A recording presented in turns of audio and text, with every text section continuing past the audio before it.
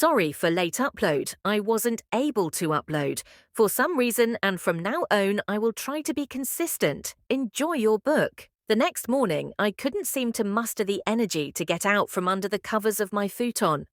I just lay there dawdling.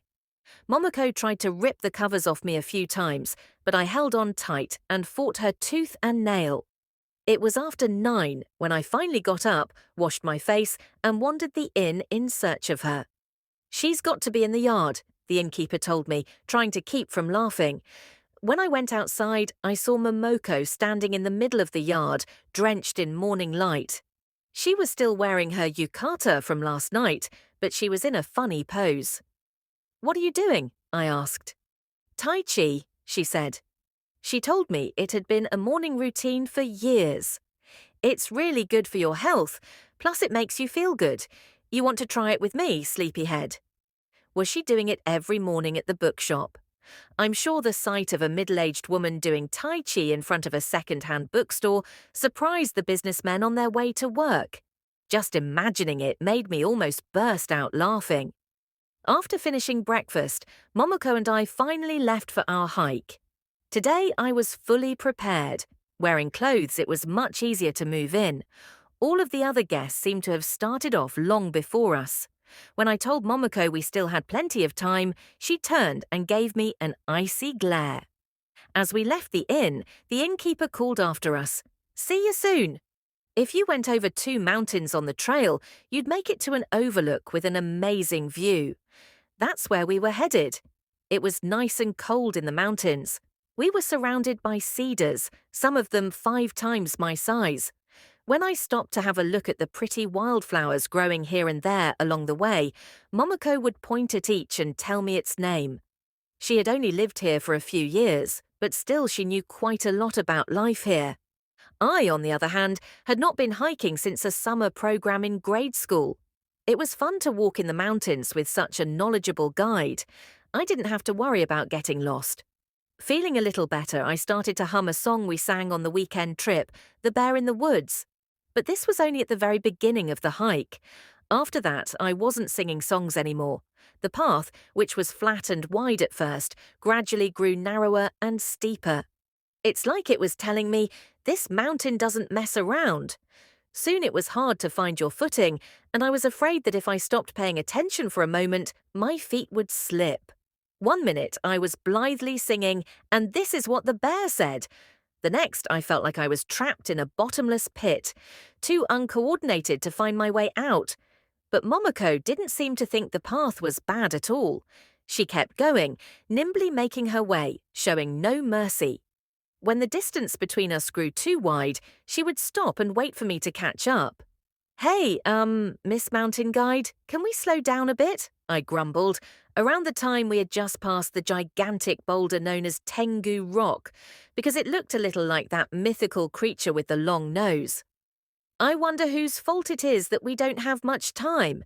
If we don't hurry now, the sun will set on our way home, and it gets pitch black at night in the mountains, you know," Momoko said curtly. I didn't have a response for that. "We'll take a little break a little farther ahead. Keep it up a bit longer," Momoko said to encourage me. Then she walked on briskly. It was after midday when we finally took a brief rest beside a clear mountain stream. We divided up the onigiri the innkeeper had packed for us, so we each had 2.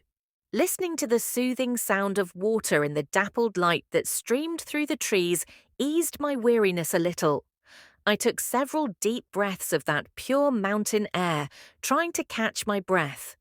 Momoko still seemed perfectly well composed. She had a placid expression on her face as she bit into her onigiri. "Momoko, you're really in good shape. Takako, as young as you are, you really have no endurance." I laughed and teased her a little. "Momoko, you'll probably be in great shape even when you're that old lady's age." Momoko laughed. "Honestly, it doesn't look like it's going to turn out that way. I'm sick, and pretty soon I'll start to fall apart." "What?" I said. "Okay, break's over. Just a little farther to go," she said, sounding all fired up as she walked away. Sick? How could Momoko be sick? She doesn't look sick at all. Momoko turned back and saw me still standing there. "If you don't get a move on," she called, "I'll leave you behind." She looked so small at this distance from behind. I rushed to chase after her. After that, we devoted our attention to hiking and hardly exchanged a word.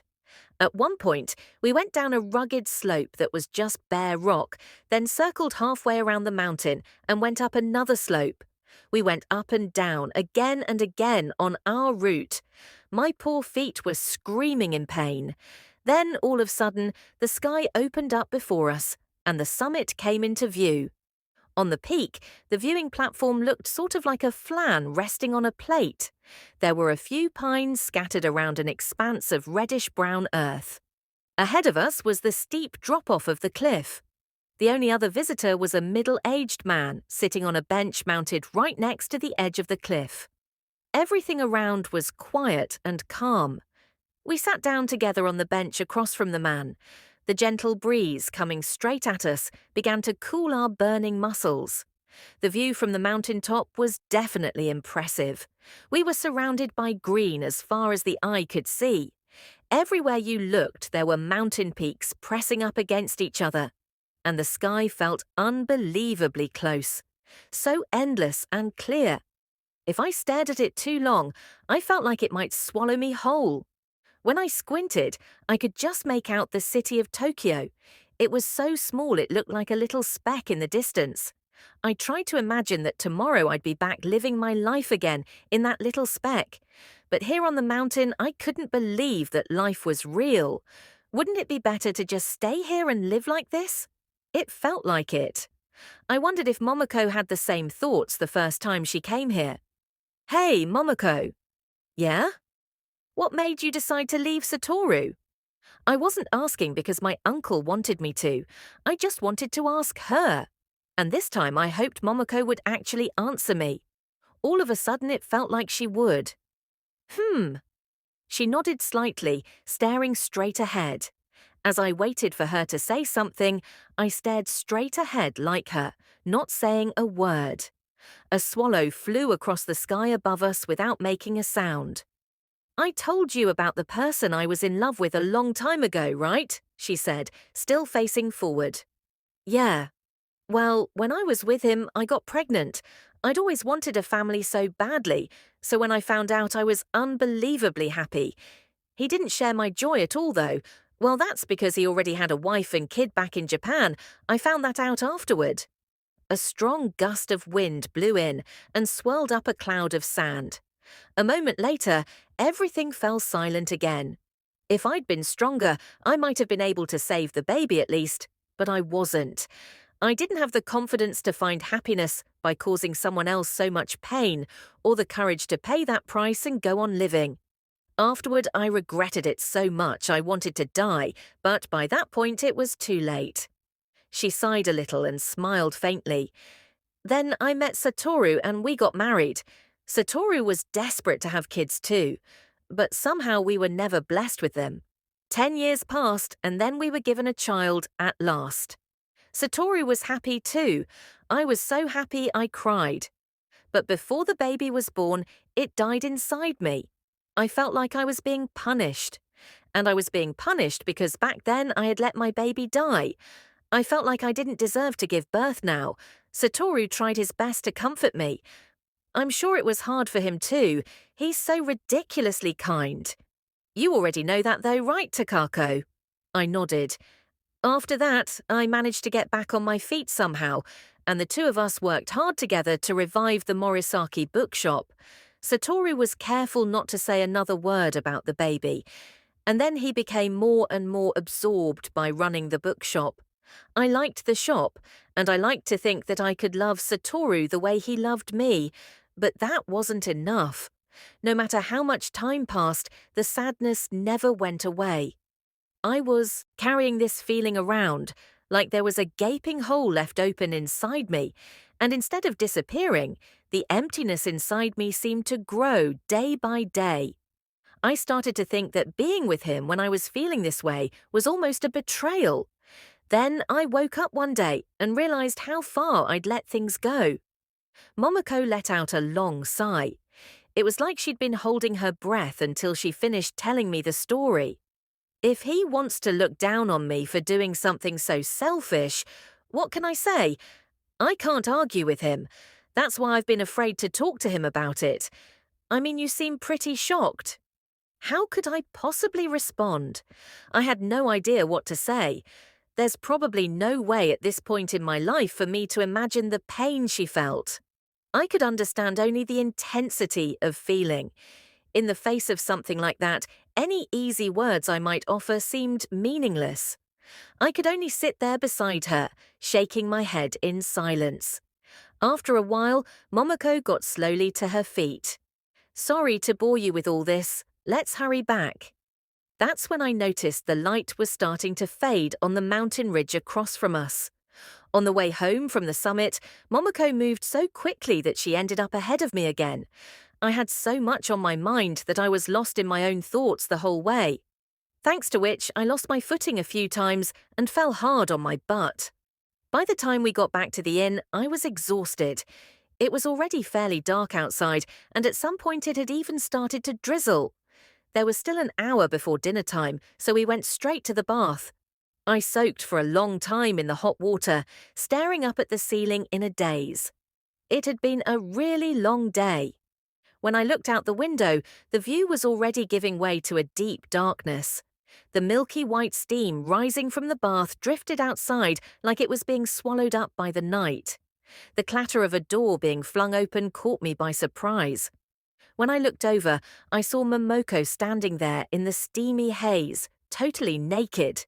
Now that she'd stripped off her clothes, she looked even smaller than usual. "Can I come in?" Sure, please," I started to say, but she came in without waiting for my reply. "You're so young, Takako. Your skin's so nice and fresh," she said, having a look at me in the bath. I automatically turned my back to her. "I'm not that young," I said. "Oh, you've still got a lot ahead of you. I mean, look at that gorgeous curve from your neck to your chest. As you get older, your age tends to show there, but your skin is still so nice and smooth." "I'm jealous," she said, eyeing me with a little smirk. "This totally counts as sexual harassment," I said. "Oh, don't worry, Takako," she said, laughing loudly. The sound of her laughter reverberated pleasantly inside the walls of the bathhouse. When she first walked in, I'd noticed the fairly painful-looking scar from her operation running vertically about 10 centimeters down her stomach. Although she hadn't made any attempt to hide it, I still felt like I'd seen something I shouldn't have. I looked away. It made me think of what she'd said earlier in the day about what had happened to her, and about the emptiness she felt inside. It felt hard to talk, like I had something stuck in my throat. After she was done washing, Momoko got into the water beside me and closed her eyes contentedly. "Ah," she said, "that feels so good." As I looked at her face in profile, I felt a strange impulse to take her in my arms and hug her. "What's that?" I said, pointing out the window. The moment she was distracted, I leapt, but Momoko must have sensed me coming because she nimbly eluded me. "What? What are you doing?" she shrieked. "Nothing," I laughed, splashing as I came closer, slowly but steadily backing her into one end of the bath, like a border collie running down a wayward sheep. "What is it, Takako? You've got a crazy look in your eye." Ignoring the sound of fear in her voice, I pounced. Then I closed my eyes and held on tight. Her shoulders felt very small and very warm. "Waiter, what are you—" She fought me off frantically. Water was splashing everywhere, waves spread over the surface of the bath, but I didn't loosen my grip. Finally, she seemed to understand and gave in. Her body relaxed, and she let her head rest on my shoulder. "I give up. I didn't know that's what you wanted, Takako," she said as she leaned on me. "You weren't paying attention." We both let out a laugh, but we stayed like that for a long time, at one end of the big bath, holding each other.